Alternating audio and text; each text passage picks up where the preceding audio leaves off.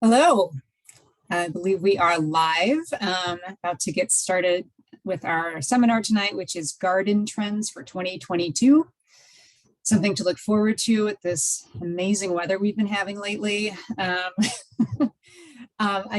First, before I introduce Jackie tonight, I just wanted to remind everybody out there, we run this where we take all of the questions at the end. So the chat is actually disabled, but the Q&A section, you're welcome to, as we go through, if you have questions, feel free to plunk them in the Q&A. I'm going to be kind of looking at those as we go through tonight, but we're going to address those all at the end. So just be patient with that. A lot of stuff kind of gets answered along the way, and we just kind of like to keep the flow. So Jackie's going to talk for 45 minutes or so, and then the last 15 minutes we'll use for questions. We have a hard stop tonight at 7 p.m. And anything, we don't get to before then, we can circle back around to through email and stuff. You will all be receiving an email of this presentation tonight, everybody who signed up for it. So you can expect to get that, go back over stuff. You didn't remember the names of things, Hyperbium, Hibiscum, Malaracusum plants, or whatever they're going to be. Don't worry, you'll get a recording. And also, you can watch this back on our Facebook page, and it will be posted on our website as well with videos. So you'll have access to that. Don't panic. Also, if you have to leave early, it's nice. So trying to think if I forgot anything. Just for those who are still just logging on now, all of our questions will be taken at the end tonight. So around 6:45-ish or so, we'll probably be getting into questions then. Without further ado, I wanted to introduce Jackie Riffice, who's been with us for a very long time doing webinars. I've been with this organization, various capacities, for 150 years, and I think you've been doing these for about 148 years. So all different things over the years, incredible seminars. I did notice that in your description of this one, you mentioned that you would be talking about edibles in containers, and I just want to clarify that they are edible plants, not other kinds of edibles. It's like, what is Jackie getting into these days? Just a little bit about Jackie. Jackie was born and raised in the south suburbs, growing up in Dalton and settling in Flossmoor with Larry to raise two kids to adults who are good citizens of the planet. She found quite by accident that gardening was relaxing and that digging in the dirt was her happy place. Along the way, she founded Prairie Godmothers, a service-based, hands-on company that created sustainable home landscapes and touted the benefits of greener living by demonstrating how to save the planet in easy-peasy ways. Jackie put Prairie Godmothers to bed a few years ago, but continues to help out when a call comes in. Jackie's a master gardener, a volunteer in the Lurie Garden in Chicago, serves on a church board in the Flossmoor Community Relations Commission, and has been involved in the community for over 35 years. She has a long history with the Chicago Bungalow Association, and she is happy for the opportunity to work with their members. You've certainly served so many of them over the years, so thank you. And without further ado, I will let you go ahead and put up your presentation, Jackie. Thanks. Thank you, Carla.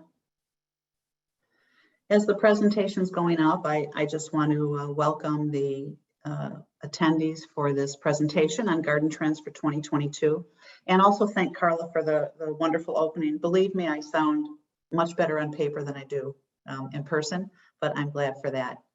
There we go. Here comes the presentation. So garden trends for 2022. What I'm presenting today has been carefully curated to fit the footprint of your bungalow or historic home, and that's placed on a small parcel of a city lot. As a prairie godmother, I'll weave in tips and techniques that are earth-friendly, often low cost, and they make the garden a fun place to be. Next. Carla explained everything about me, but that's just so you can have a visual of the person you're talking to. I've had a long history with the Bungalow Association and truly am happy for the opportunity to work with all of you. Next. So what are the trends for 2022? They were certainly influenced by the pandemic that we've been going through for the last 30 months or so.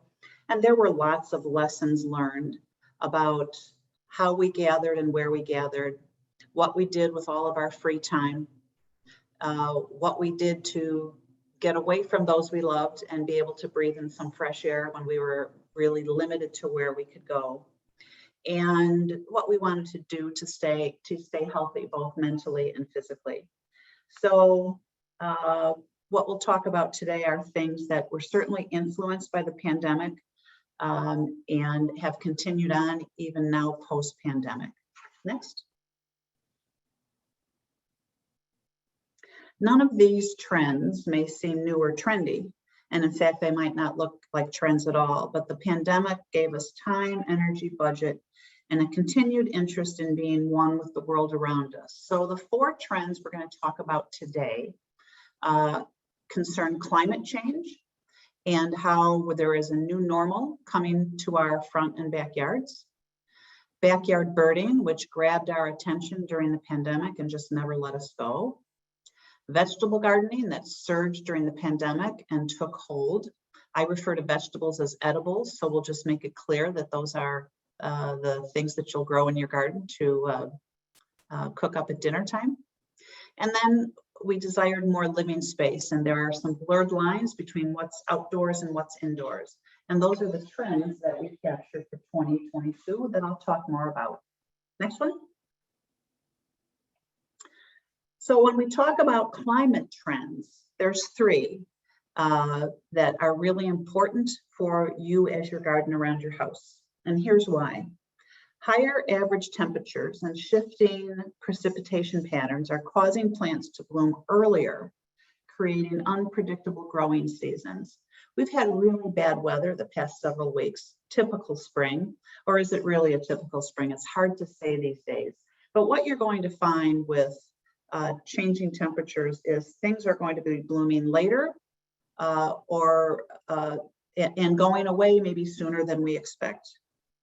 Even warm weather plants like tomatoes can be harmed by increased temperatures. And overall, what we're seeing is invasive plants are taking advantage of these climate and temperature shifts, and they're affecting native species and perennial plants, and in a sense, weakening our ecosystems. So as I said, the plants we expect to have living long lives might not live as long as they have previously. There's also important connections between pollinators, birds, insects, and other wildlife. And that whole ecosystem is getting disrupted as well.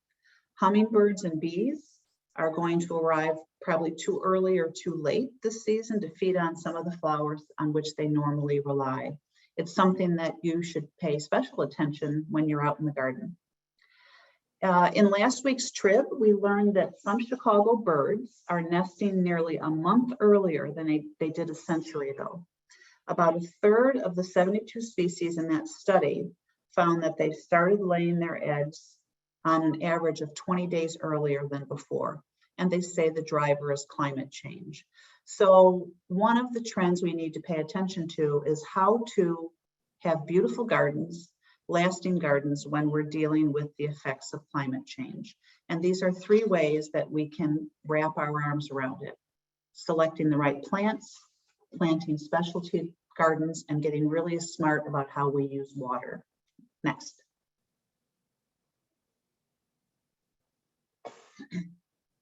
If you haven't yet heard, Very Perry is Pantone's color of the year.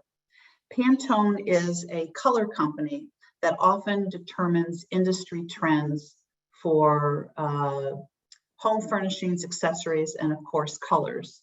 And there's a very particular color of periwinkle that is on trend this season. And the best place to see Very Perry on display is at the Lurie Garden. You'll see blue and violet red undertones. And the thought is that Very Perry is calming. It provides opportunities for thoughtfulness, reflection, and creative thinking. So as we talk about plants to add in your garden, think about the trend for 2022, which is a Very Perry colored garden. Next. And what do you know? We have some drought tolerant, yet trendy plants that will work in your gardens. There are 3 that I would recommend if you want to be on trend, if you will, but also add some color to the garden. We have hyssop, a great blue lobelia, and English lavender. They are all perfect for the Midwest.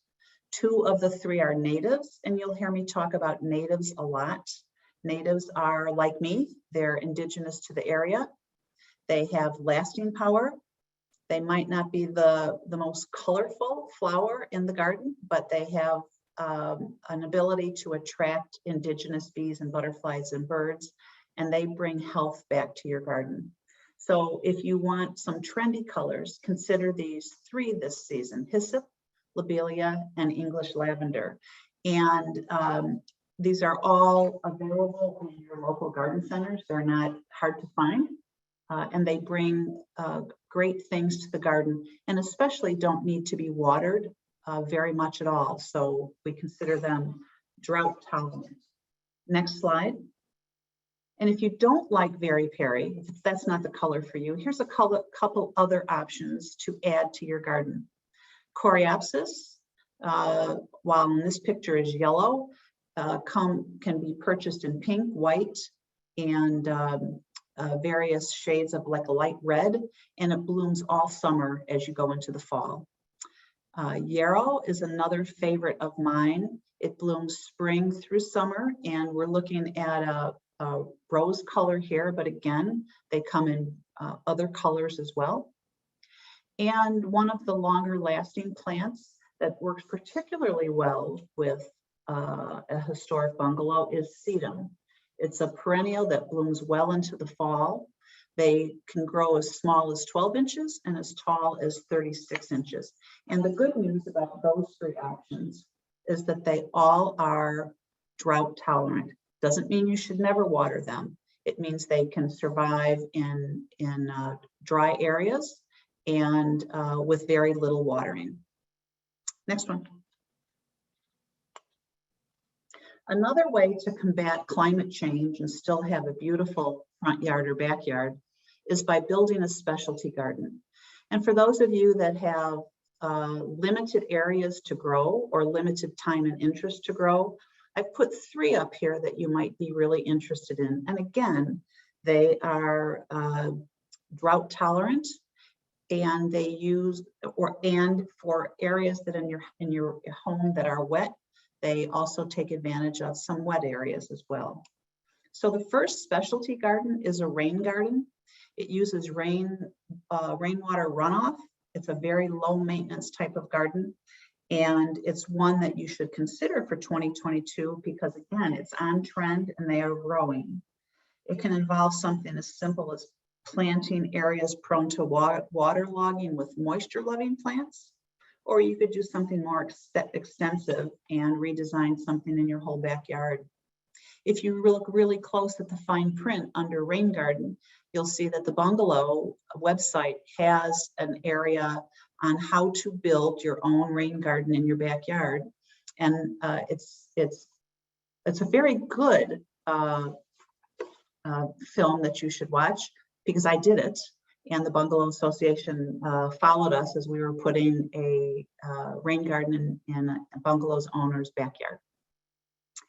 The next specialty garden we call balcony and deck gardens.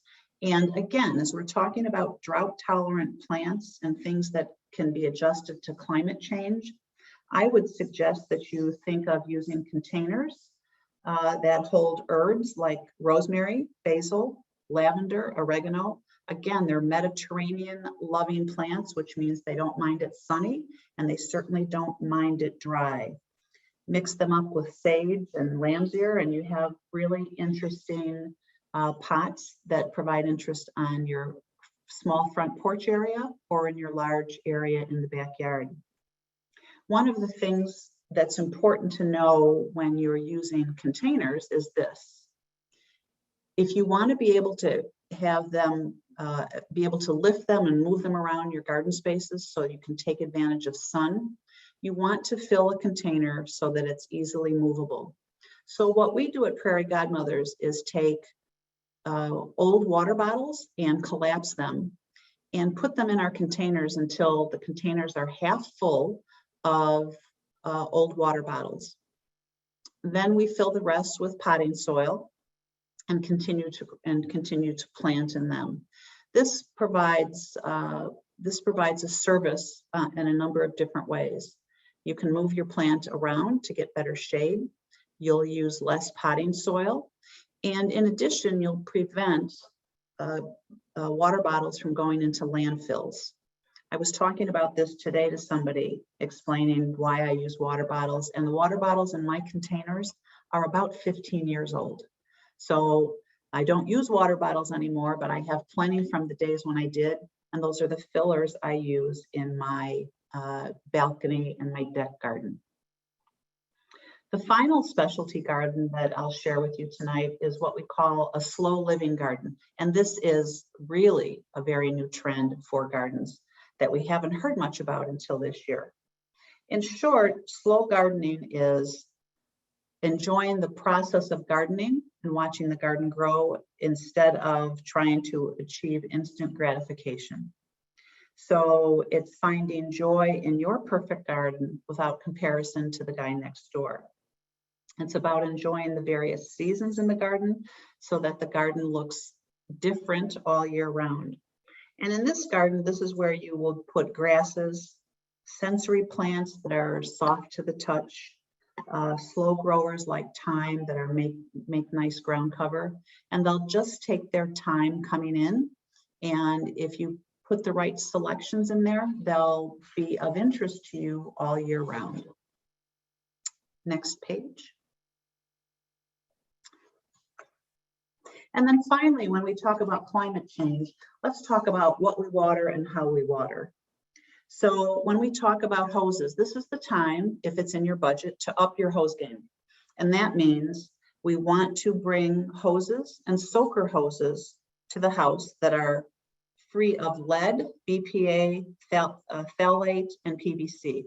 Those are 4 categories of toxins that we're trying to avoid when we're watering the garden, or watering our kids for that matter. If you want recommendations for toxic-free hoses, there are plenty of suggestions out there if you Google them. Keep your hoses in a shaded area, since the heat of the sun increases toxins leaching into the water within the first 15 seconds or so. So you want to make sure the water, the hose is not heated, and you want to make sure the water runs for 10 seconds or so, because that water sitting in the hose has the highest level of chemicals. The best way to water, if you don't have a drought tolerant garden, is to use soaker hoses. The closer to the ground, the better it is for your plants. Once you up your hose game, now you need to know when it's time to water. You need to water at the right time for the right amount of time. And exactly what is that? Well, you can do 2 things to figure out the right time and the right amount of time. The first is very simple, give it the eyeball test. If you see your plants looking really thirsty or hanging their heads down, it's time to water. And just water starting with 10 minutes and increase as necessary. The other way to do it is to take a screwdriver, of all things, that's about 12 inches long, and walk into the garden and just stick it into the ground as far as you can go. When you pull it up, if there's no soil clinging to that screwdriver, it's pretty dry down there, and that means it's time to water. So that's an easy test to do as well. Finally, if you can believe what our weather forecasters tell us, and there's rain coming within 12 hours, don't water. Let the rain do it for you. And if it's really windy, don't water until the wind dies down, unless you want to water your neighbor's yard. So these are really 3 things that will help when we talk about climate change. We're talking about selecting drought-tolerant plants, planting specialty gardens, and getting water savvy. How about the next slide? Okay. Birding. Birding is booming. According to the Garden Media Group, bird feeders and bird feed reached 2.2 billion, that's with a B, in sales last year. And Audubon's Bird Guide, which is an excellent app, grew 81% in the previous 2 years. So in a matter of weeks, birds will find their way back to our neck of the woods, And to optimize birding and continue with this 2022 trend, here are some things you can do for birding. Next slide. Birds need shelter and shade, and there's nothing really specific you have to do to give them shelter or shade, probably where you live right now. Bungalows and other historic homes are surrounded by evergreens, tall trees, understory trees, and so on, but they need to feel safe. So what you're looking at here is a small corner of my house. I live in a ranch, not a bungalow, and you're going to see a trellis for a climbing vine, because a perfect hideaway for birds, a perfect shelter, is low growing plants, tall shrubs, tall vines. So we'll grow vines there. I have hydrangeas that are coming up to bloom in this picture. I have alliums, which are in the very Prairie color.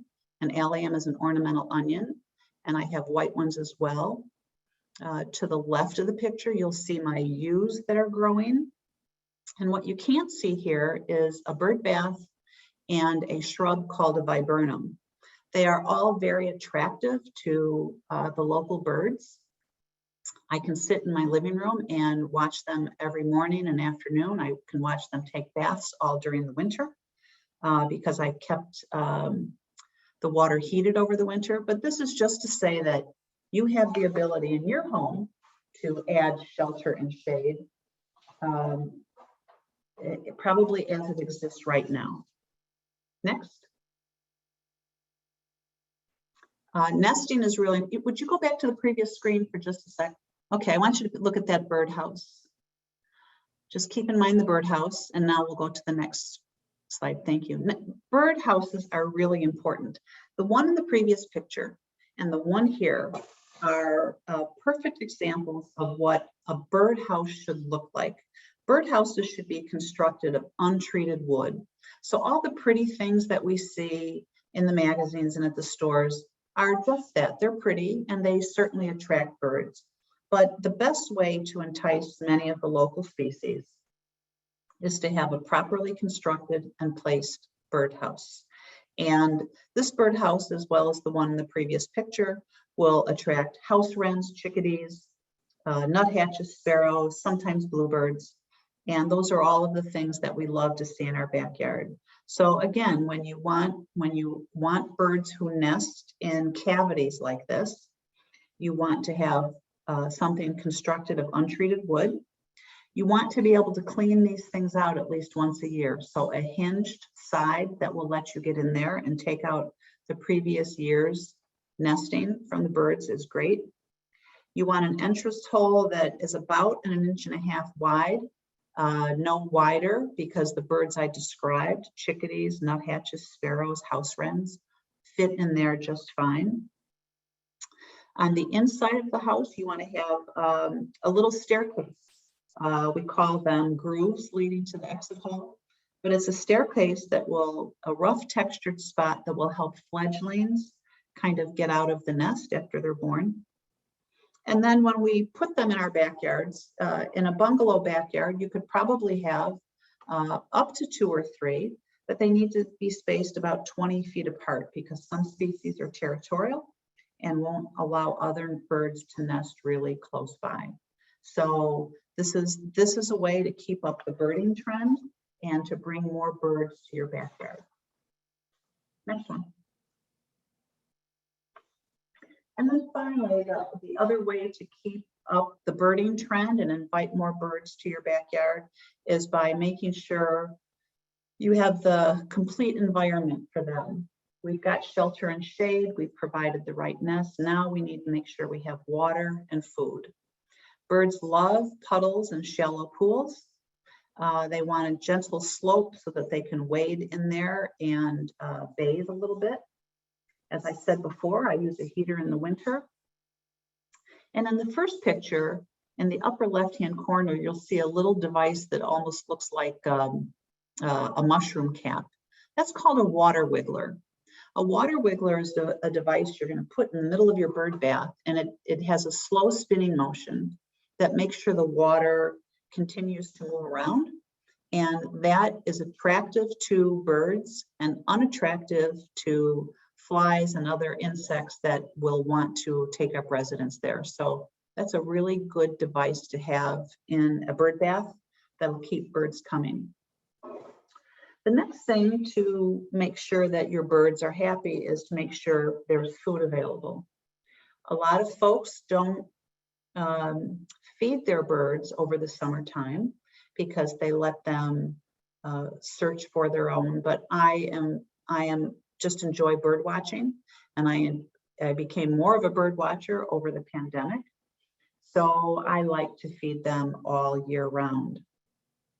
The best food for birds is generally the black oil sunflower seed, but there are others as well, shelled peanuts, Niger, white millet. Certain birds like certain things, and so if you want to make sure you're getting house wrens or things like that in your backyard, you can shop accordingly. But one of the downsides about bird seed is it can leave an awful mess underneath the bird feeder that can encourage weed growth. And so you can buy what they call no mess seed that won't cause a problem, or you can do what I do, and that is to sterilize my bird seed at home. I put bird seed on a cookie sheet and put it in the oven at 250 for 15 minutes. That renders the seed unable to germinate, and I don't have a mess underneath my bird feeders, and I haven't had to spend the money to buy no mess seed either. So let's move on from birds to incredible edibles. And again, those are vegetables that you grow in the garden. And we're going to talk about growing up and growing superfoods. The trend in vegetable gardening got really big, of course, during the pandemic. They were already on the rise, but they surged during the pandemic and took hold. Some people were interested in creating victory gardens to grow and share food. Others wanted a distraction during the lockdown. Still others wanted something to do to pass some time. So there were many reasons that we started gardening during the pandemic, but two trends surfaced this year that we haven't seen in previous years. More creativity in how we plant, and the rise in dietary shifts to plant-based foods. So let's talk about growing up first.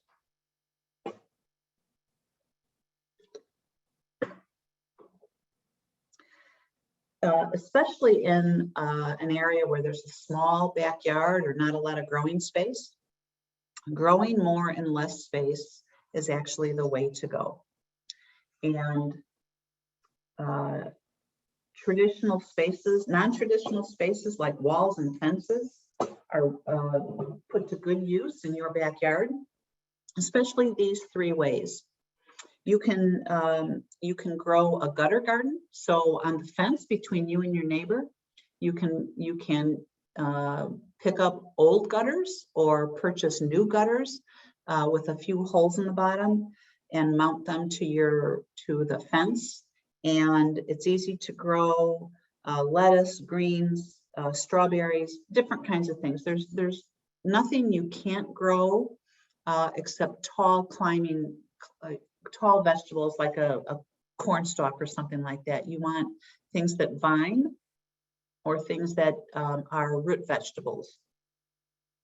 The benefit of having non-traditional spaces like this is that you're going to get great sun exposure, and you're going to have less exposure to soil-borne fungi that can grow and affect the plants. You can also grow a tower garden. This picture is a homemade tower garden with terracotta pots that are stacked and held together by a dowel rod down through the middle. But of course, you can buy things that are a little fancier that have raised towers in them. But again, it's a great way to continue your vegetable growing and grow more in less space. And then finally, there's pallet gardens. Now, these aren't the only 3 ways to grow up, but these are 3 easy peasy ways to grow in your backyard. A pallet garden is a way to, again, have a movable space. You can lean it up against the fence, up the side of on the side of your garage or the side of your house. And it's a great place to grow vegetables that vine because they may hang over, but they won't touch the ground. So if you have vegetables like cucumbers on something like this, and they'll hang nicely, but they won't get wet or moldy by laying on the ground. So these are 3 ways to use non-traditional spaces, and they've become very popular since the pandemic kicked in. And seems like last year and the year before, we were doing all sorts of vegetable gardening. And as we get into 2022, we're still interested, but we need a new twist. And these are the new twists for 2022.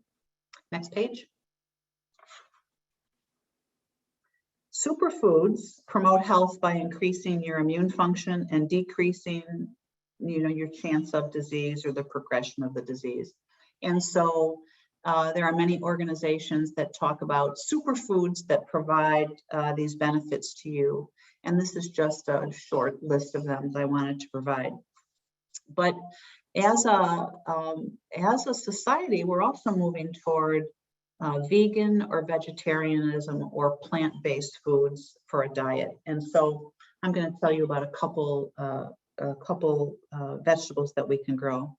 Vegetarian is very prevalent among people that are 18 to 34 years old.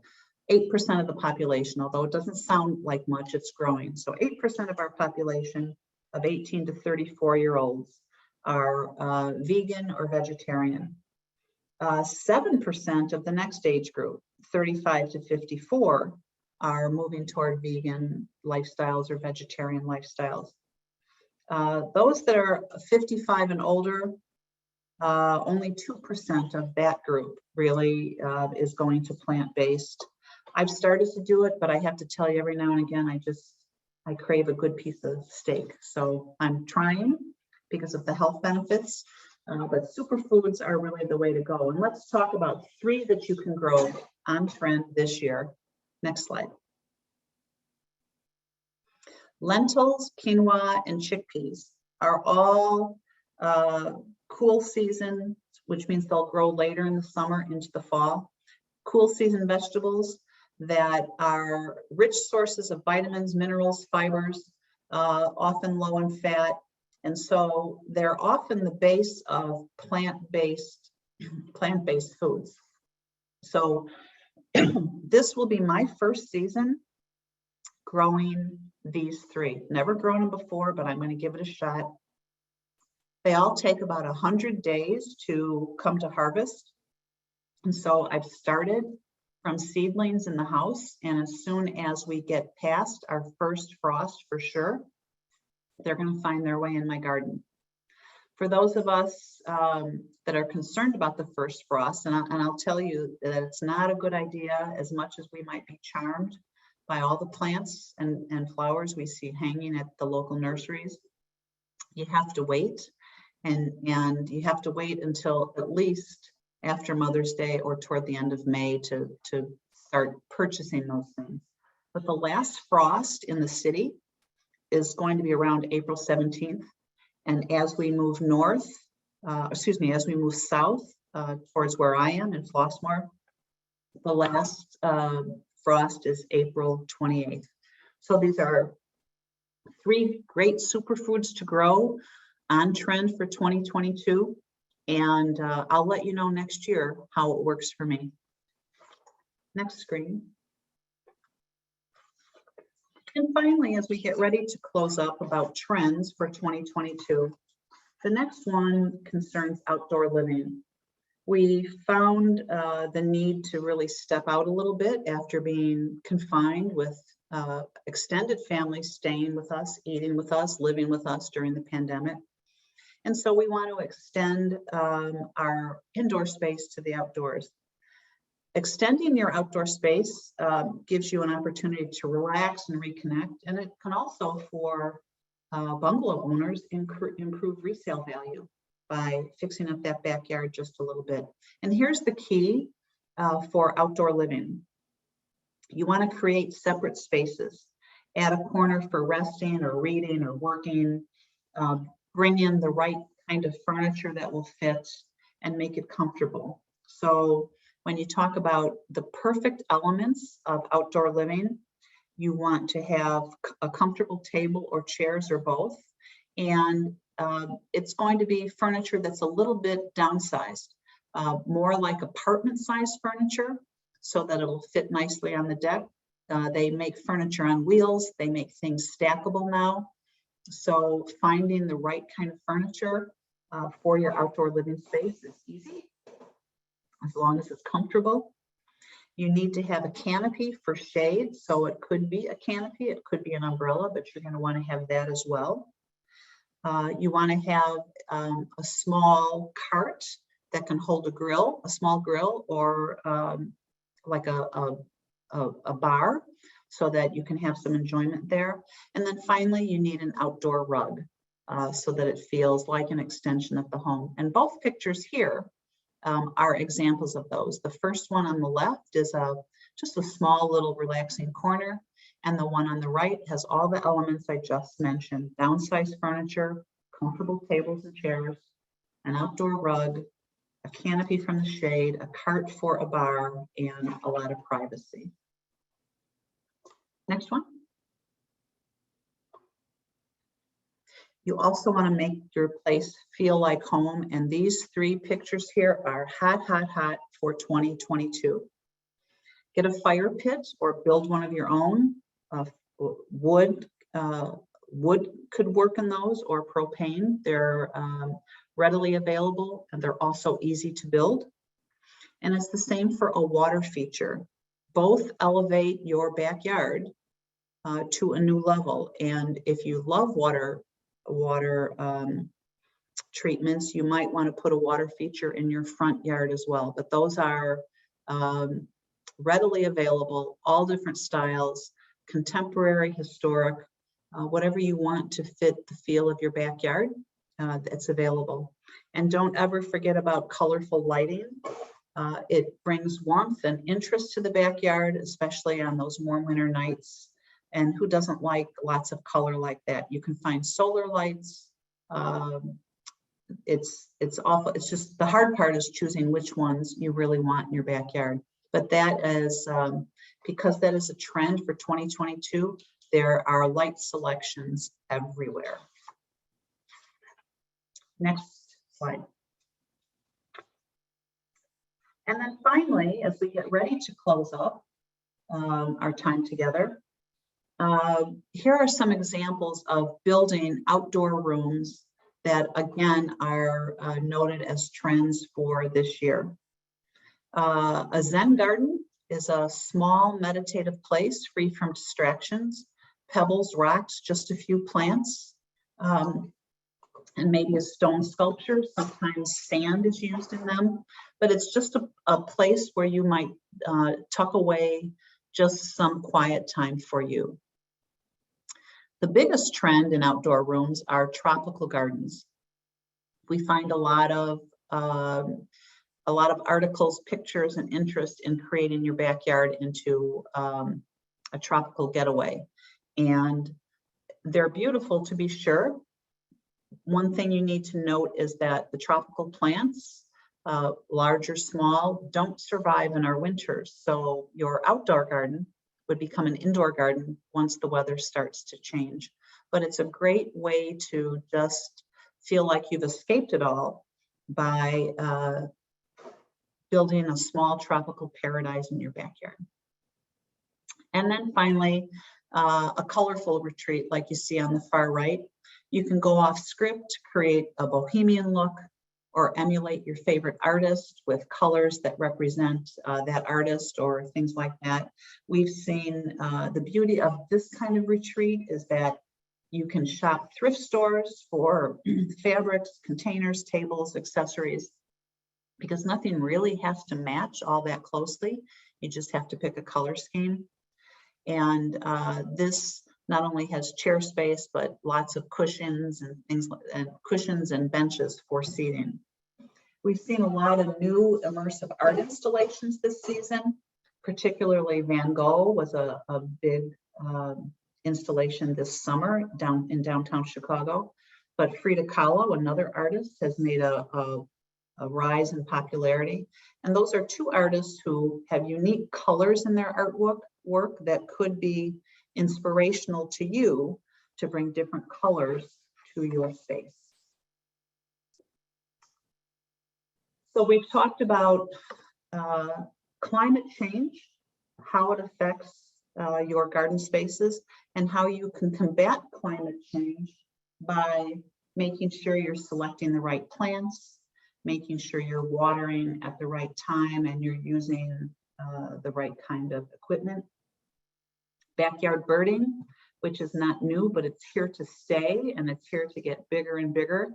We've talked about how to take what you have and maybe just add a plant, a shrub or two to attract birds, and make sure you have the right habitat for them and the right haven in terms of food, bird houses, and bird baths.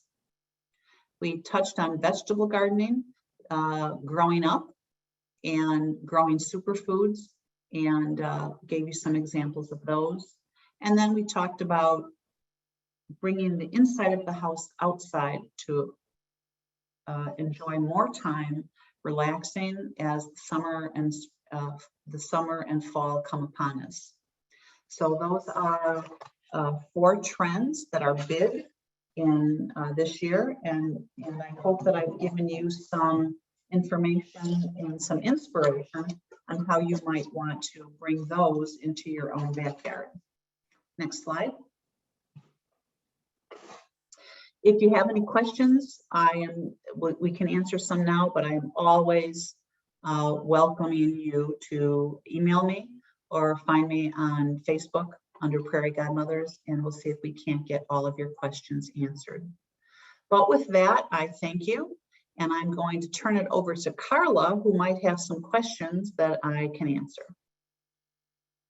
Thanks so much, Jackie. That was great. I have to say, for the first time in my life, I feel like I'm actually on trend, because I was like, lentils, quinoa, and chickpeas are like 40% of my diet. And then I like turned my head 15 degrees to the left and was like, oh, you say birding is on trend, do you?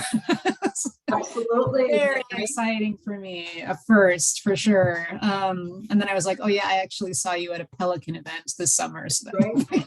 Carla, you stick with the Prairie Godmothers, you're good to go. I'm telling you, man, I am very excited. So we do have a few questions, some really great questions. Okay, so I feel like this came up in a previous one we did with you. The person said, I love holly. Would you recommend holly for a garden? And if so, what kind? Oh, actually, yeah, I like holly a lot. I'm using one of my favorite books here, which is called Tree and Shrub Gardening in Illinois. I have referenced this often in some of these presentations, but I like holly, and it works really well in a garden. A couple things to know about holly. In the old days, you used to have a male and a female holly to get berries. Not so much anymore. They're now producing holly shrubs like that will do both for you, but you need to keep that in mind. They like full sun, but they'll tolerate some partial shade. And generally they require little pruning, but the key to finding the right holly is understanding the site where you want to put the shrub or shrubs in, because you need to make sure you have enough space. One of my favorite hollies is also named Inkberry. It's rounded and it grows about 6 feet tall and spreads 8 feet wide. There's a smaller version of that as well. And those are really perfect for our Chicago gardens. Great. Okay, the next one is we have rats and mice in the neighborhood. Do I need to worry about them going into the birdhouses and making a home? Well, I would never say never worry, to tell you the truth. But one of the reasons you make the hole 1.5 inches is to prevent critters from getting in there. You don't want to put a perch on there to make it any easier. And as you do with bird feeders, with bird houses, if it's on a pole, you can also put a baffle on there, which is a metal or aluminum device that it looks like a disc, and it wraps around the pole, and it stops mice, squirrels, things like that from crawling up that.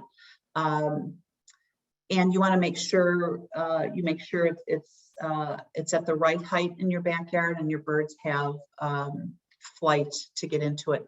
I've never heard of that problem with mice or rats, but I would assure you that if the house is built correctly, you have a pretty good chance of avoiding that. But I'm going to look that up, Carla, and give you more information that you can share with that person. Great. Yeah, we'll put that in the email we send out to everybody in a couple of days.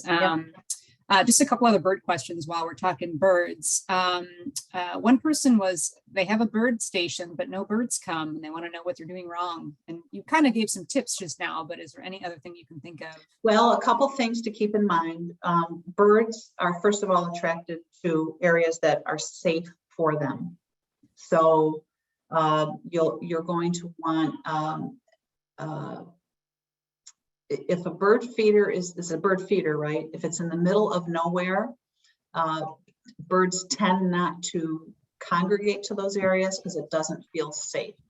So if you can put a bird feeder near other plants, near shrubs, perhaps in a corner of a house or something like that, or near a tall tree, that might be the best way to go. Also, sometimes it takes a season or two, believe it or not, for birds to actually find the feeder. And if there are other feeders in the neighborhood, sometimes they'll go with the better offer. But the tips that I gave in terms of the seed to use and the shrubs and plants that go around it are a pretty good bet to start attracting birds to your backyard. Right. And also just to remind everybody, because some people joined a little bit later, we are sending anyone who registered for this will be getting an email that has a link to the recording tonight. So all these tips and more, you can always go back and look at, or you can go to our Facebook page and find it there, because we're also doing Facebook Live. And then another bird question is, where do you find the heated bird bath feature? At any garden store. Okay. They're not hard to find. You just look for it's called a bird bath heater. It looks like a big flat piece of iron, like a weight, like a 3-pound weight, but it's flat, and you plug it in and put it in the bottom of your bird bath, and it keeps it warm all winter, keeps the ice from freezing. Huh, neat. Okay, we have a person in great distress here because their backyard and front yard are both north facing and they don't get a lot of sun, so they're worried they'd need to move in order to have a colorful perennial garden. Don't move. I was hoping you'd say that. Yeah, so if it's north facing, you do get some sun. And the thing that scares people off when they shop for plants is that full sun will provide your plant. If it's a plant that requires full sun, it will provide your plant with everything it needs by having that exposure. If you only get half sun, it might not grow as big or might not grow as quickly, but it will still look beautiful. There are a number of plants and shrubs here in Illinois that will work out really well. And Carla, I have a big long list. I'd be glad to send that on to you. Yeah. For shade, and it's going to be about shade-loving plants. There's plenty out there, so don't move. Don't be disheartened. We'll find something for you. I'm going to piggyback that one then off of this because I really super want to know this one. So someone said, every year I see Chicago fig plants at my local grocery store. Could a homeowner plant one of those in a shady northern exposure front yard? And if so, how big do these plants grow? Those are my favorite. You have to be very dedicated to your fig. Very dedicated, because they tend to grow best in California. I can tell you that I know 2 people who've had success with figs. One of them grows in a pot in her backyard with partial sun exposure, but over the winter, she wraps it with yards and yards and yards of burlap to keep it warm. The other gardener owns a farm in southeastern Michigan, and she has about 15 fig plants, and it takes her 3 days to wrap the figs individually once fall comes, so that they'll stay healthy over the winter months. So it's possible. It just takes a lot of dedication and a willingness to really baby them. Yeah. And I know that I think wasps are the only pollinators of figs too. It's like their one redeeming feature, the wasp. So yeah. Let's see. You see, for using water bottles in containers, do you still need proper drainage in the bottom of the container?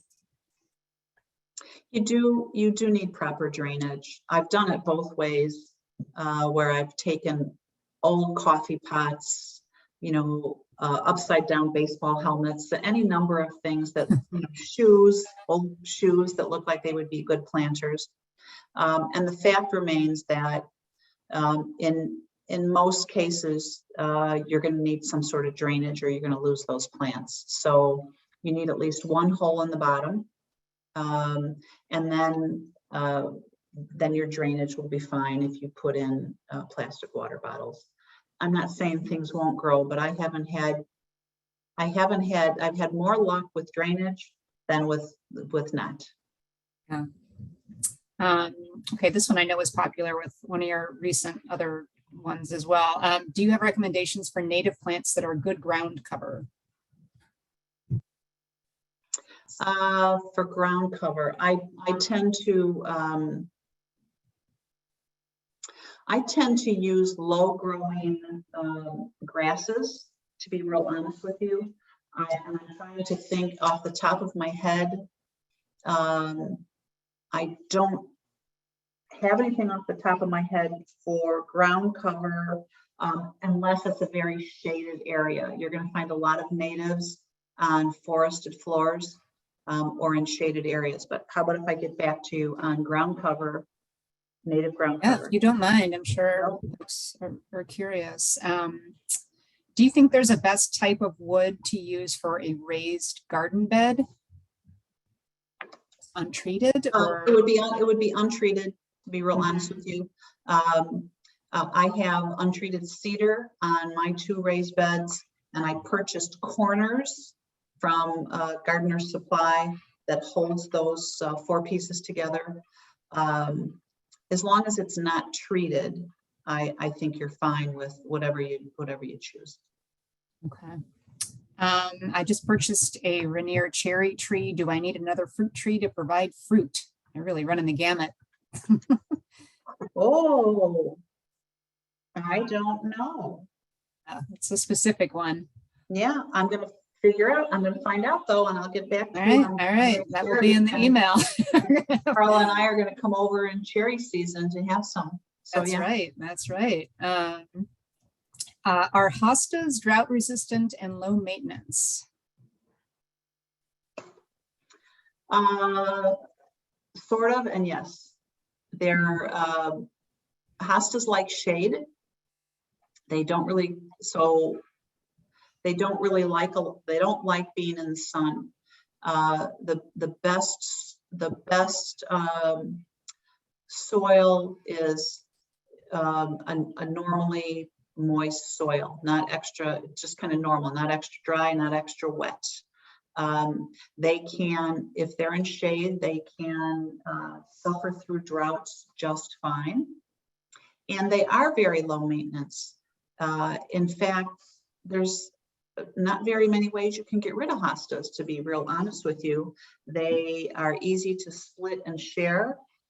They grow profusely. Again, if you're in the right conditions, which is partial shade or shade. And the only problem you're going to run into with hostas that I've had is when it rains and it's wet underneath, you tend to attract slugs, which like to eat the leaves. So what I do with that is I take a bottle of beer, yes I do, and tip it on its side with some beer in it. The slugs will be attracted to the scent and perhaps the taste, but the scent, they'll crawl in the bottle and they'll die. Okay, that works. Looks like, okay, maybe 2 more questions. We're almost at 7. Okay. When is the best time to trim evergreen trees and bushes? The best time to trim any of them really is when there are no buds on them. I would say right now, so at the end of winter or at the end of fall is a good time to trim them. Okay. And of course, I was wondering when this would pop up, how do you keep squirrels from destroying your vegetable garden? Well, I put up sides around my garden, and I also sprinkle my plants. You can buy this product. It's called Squirrel Away. But what I buy are large containers of cayenne pepper, and I sprinkle that in my garden spaces. Squirrels and rabbits do not like the taste of pepper, and they tend to stay away. So that's what I do. I also divert them. I also have a feeder at the other end of my yard that's filled with peanuts, and it tends to divert them away. But I want to give them something that doesn't taste good, and it's cayenne pepper. That's smart. I like the diversion too. Yeah. Okay, well, we are at 7 o'clock. Again, we're going to send out an email. We didn't get to quite all the questions because I kept rolling in at us, but if you want to send me the questions, I'll answer them. We can definitely do that. And then we'll just put the stuff out in one big email to everybody. Thank you so much, Jackie. This was super fun and interesting as always. And we will have you back. Actually, you have another seminar coming up as well. And in 2 weeks. And what is the title of that one? It has something to do with giving your garden a facelift. Sorry, I can't remember. They're always like a little bit different. And so it's like, but you can find our seminars on our website at www.chicagobungalow.org. Also on our Facebook page, you can link to all of this stuff as well. Thanks so much, Jackie. Enjoy the rest of your evening. Thank you all. Good night.